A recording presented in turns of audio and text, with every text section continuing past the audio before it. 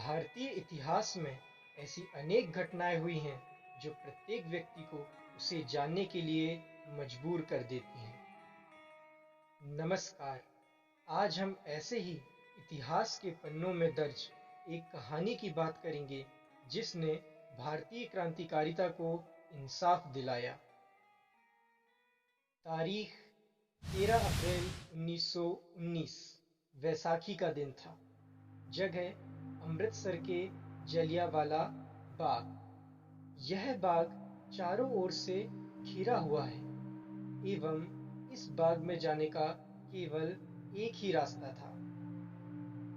इस बाग में हजारों की संख्या में लोग इकट्ठे हुए थे एवं शांतिपूर्ण रूप से सभा का आयोजन कर रहे थे।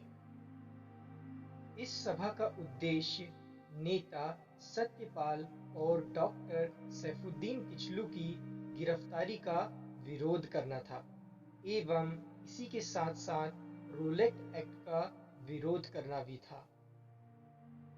इसी बीच पंजाब के जनरल ओ डायर आते हैं एवं अपनी सेना को बाग के मुख्य द्वार पर तैनात कर देते हैं।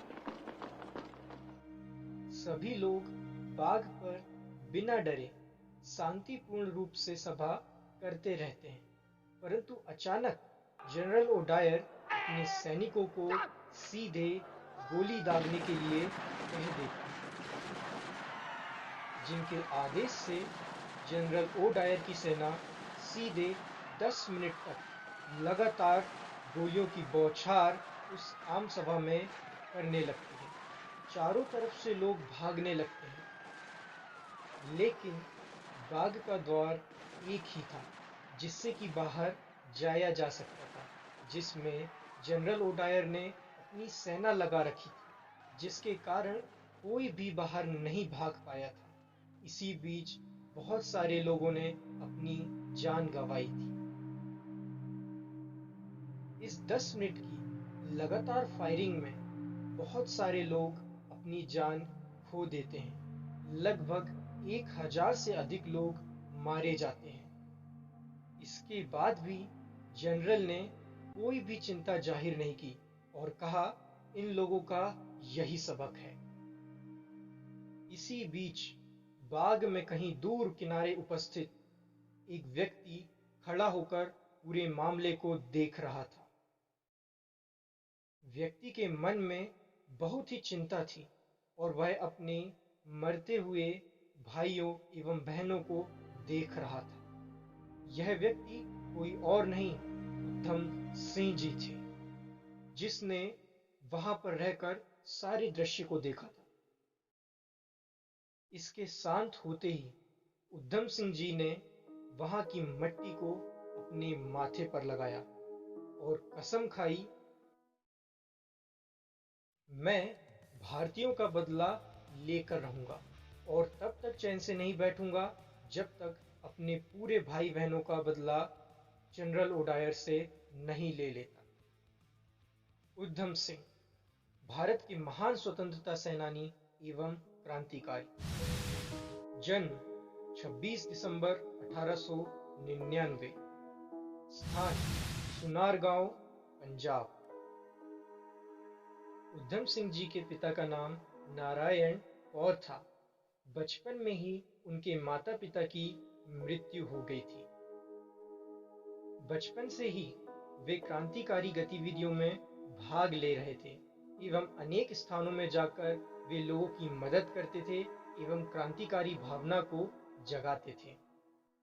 वे हमेशा भारतीयों की मदद करते थे एवं ऐसी नीतियों का विरोध करते थे जो कि भारतीय जनहित के लिए आवश्यक नहीं है। क्रांतिकारिता में भाग लेने के साथ ही 1924 में वे गदर पार्टी से जुड़े थे।